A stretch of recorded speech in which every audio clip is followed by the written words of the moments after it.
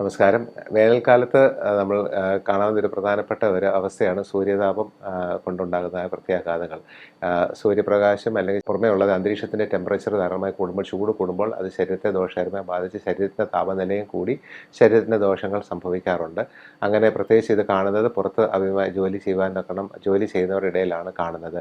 സൂര്യതാപം അധികമായി ഏൽക്കുമ്പോൾ ശരീരം ചൂടായിട്ട് അത് പിന്നെ ശരീരത്തിൻ്റെ പ്രഷർ താഴ്ന്നു പോവുകയും ഡീഹൈഡ്രേഷൻ, ജലാംശം കുറയുകയും രോഗി അങ്ങനത്തെ ഉള്ളൊരു വ്യക്തി അബോധാവസ്ഥയിലായി തീരുവാനും സാധ്യതയുണ്ട്.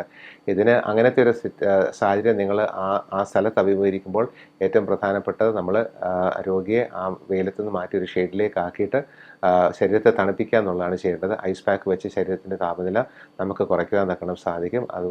അതോടൊപ്പം തന്നെ രോഗിയെ വേഗം ഹോസ്പിറ്റലിലേക്ക് എത്തിക്കുകയും ചെയ്യേണ്ടത് ആവശ്യമാണ്. കാരണം ആ സമയത്ത് നമ്മൾ താപനില പുറമേ കുറയ്ക്കുന്നതോടൊപ്പം തന്നെ നമ്മൾ ഫ്ലൂയിഡ്സും കൂടെ കൊടുത്തുകൊണ്ട് ഡ്രിപ്പായിട്ടും കൂടെ കൊടുത്തുകൊണ്ട് ശരീരത്തിലെ ഉള്ളിലെ താപനില നമുക്ക് കുറയ്ക്കുവാൻ തക്കണം സാധിക്കും. ഇതിന് മുൻകരുതലായിട്ട് നമ്മൾ ഇങ്ങനത്തെയുള്ള കാലാവസ്ഥയിൽ നമ്മൾ ജോലി ചെയ്യുമ്പോൾ പ്രത്യേകം ശ്രദ്ധിക്കേണ്ടത് വെയിൽ കൂടുതൽ നമ്മൾ അവോയ്ഡ് ചെയ്യുക.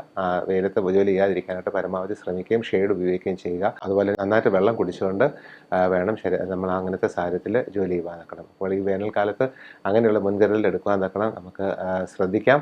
എന്തെങ്കിലും വിഷയത്തിൽ നിങ്ങൾക്ക് സംശയമുണ്ടെങ്കിൽ ഹോസ്പിറ്റലുമായിട്ട് ഞങ്ങളായിട്ട് ബന്ധപ്പെടാവുന്നതാണ്. നന്ദി, നമസ്കാരം.